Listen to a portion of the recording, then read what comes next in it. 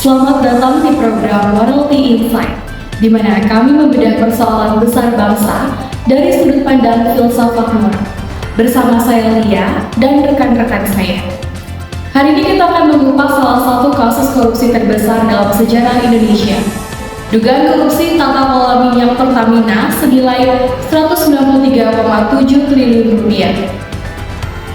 Korupsi bukan hanya persoalan hukum, tapi persoalan moral, keadilan, dan martabat manusia. Mari kita mulai dengan melihat apa itu korupsi, lalu kita akan melihat bagaimana penilaian moral terhadap kasus korupsi yang terjadi di Indonesia. Korupsi berasal dari kata Latin corruptio yang berarti merusak, membusukkan, atau membuat sesuatu yang awalnya lurus menjadi bengkok. Dalam konteks modern, korupsi adalah tindakan penyalahgunaan kekuasaan, wewenang, atau kepercayaan untuk memperoleh keuntungan pribadi, baik dilakukan sendiri maupun secara bersama-sama. Bentuknya bisa berupa suap, manipulasi laporan, markup, hingga kolusi yang tersembunyi dalam sistem. Korupsi merusak kejujuran, keadilan, kepercayaan politik, dan merugikan masyarakat luas. Ia bukan hanya kejahatan finansial, tetapi kerusakan moral yang menggerogoti fondasi sebuah bangsa.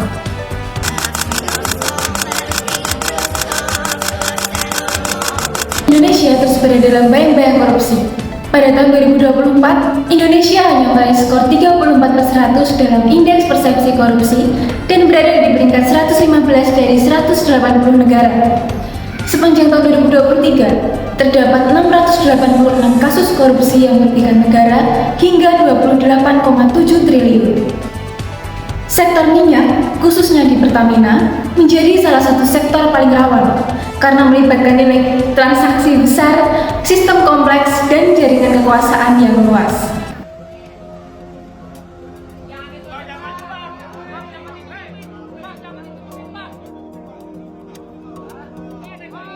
Kasus dugaan korupsi Pertamina bermula ketika auditor BPKP dan auditor internal menemukan selisih besar antara volume impor minyak yang tercatat dan yang benar-benar sampai ke fasilitas Pertamina. Modusnya meliputi yang pertama, markup volume impor sebagian minyak tidak pernah tercatat tetapi tetap dicatat. Yang kedua adalah manipulasi kualitas minyak. Minyak kualitas rendah dicatat sebagai premium. Yang ketiga adalah kerjasama antara pejabat dan pihak swasta dalam memanfaatkan celah verifikasi. Selama bertahun-tahun, mulai ini terus berkembang. Artinya, bukan sekedar kecelakaan administratif, tetapi tindakan yang sistematis dan terencana.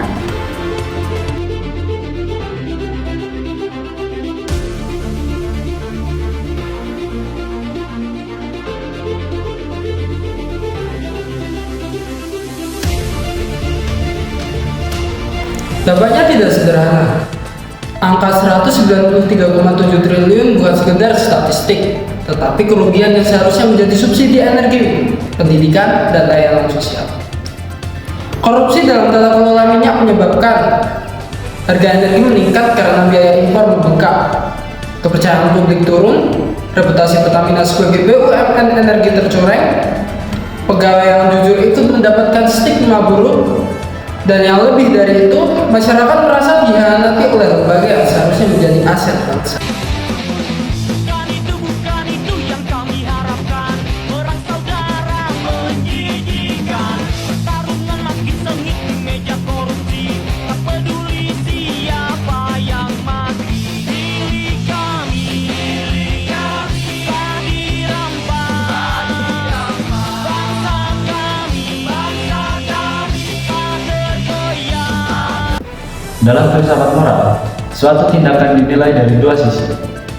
Yang pertama ada aspek subjektif, yaitu niat, kesadaran, dan kebebasan pelaku.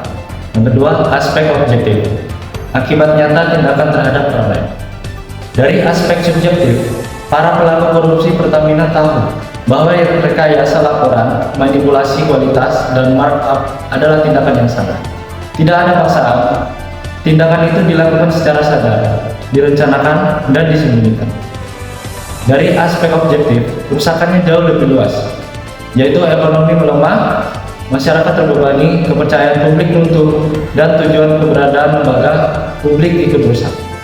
Kemudian, korupsi dalam perspektif moral. Dalam pengkhianatan terhadap martabat manusia, karena ia memicu penderitaan banyak orang. Korupsi tidak hanya terjadi di tingkat elit, bahkan mahasiswa bisa melakukan korupsi. Korupsi waktu, mencontek, atau melalaikan tanggung jawab yang merupakan benih dari moralitas koruptif. Integritas harus dibangun dari hal-hal kecil, disiplin, jujur dalam tugas, dan bertanggung jawab. Lembaga harus membangun budaya transparansi dengan audit yang terbuka, kemudian digitalisasi pengadaan, dan sistem laporan yang aman. Pendidikan moral harus dikaitkan dengan kehidupan nyata agar tidak berhenti pada teori.